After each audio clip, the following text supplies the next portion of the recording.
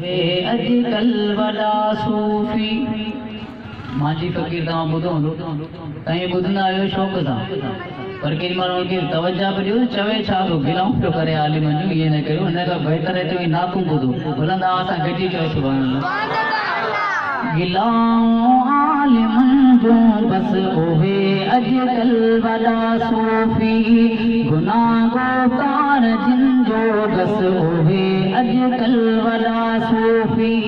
रखनि छा यादि रोज़नि खे निमाज़नि का नटाइनि था रखनि छा यादि रोज़नि खे निमाज़नि का नटाइनि था गुज़ो वेगी कंदासीं छा डंगर बि न लॻाइनि था रगो बसि ॾोकड़नि ख़ातिर ॿियो बाजा बजाइनि था लिखी त शेर शैतानी गलियूं ऐं ॻोठ ॻाइनि था मेरा जेकी धोइन मोमस उहे अॼुकल्ह वॾा सूफ़ी गुनाहगार जिन जो घस उहे अॼुकल्ह वॾा सूफ़ी गिलाऊं आलिमनि जूं बसि उहे अॼुकल्ह वॾा सूफ़ी गुनाहगार जिन जो घस उहे अॼुकल्ह वॾा सूफ़ी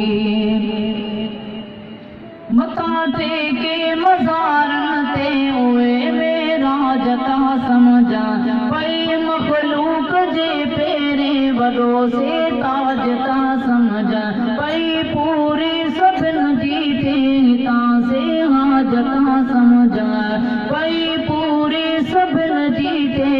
हितां से हाज था सम्झनि नसे मागे मतन मोड़ियल मोल मोहताज था सम्झनि अकुल खां जी बणिया बेबस उहे अॼुकल्ह वॾा सूफ़ी गुनाहगार जिन जो घस उहे अॼुकल्ह वॾा सूफ़ी गिलाऊं आलिमनि जूं बसि उहे अॼुकल्ह वॾा सूफ़ी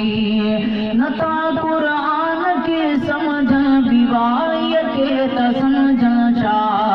नथा क़ुरान खे सम्झनि बीवारीअ खे त सम्झनि छा अहद अल्लाह अकबर जी वॾाईअ खे त सम्झनि छा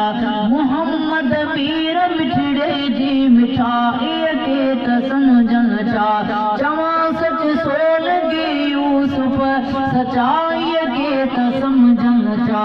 जल्द जहन्नम ॾियण जे ॾस उहे अॼुकल्ह वॾा सूफ़ी गुनाहगार जिन जो घस उहे अॼुकल्ह वॾा सूफ़ी गिलाऊं आलिमनि जूं बसि उहे अॼुकल्ह वॾा सूफ़ी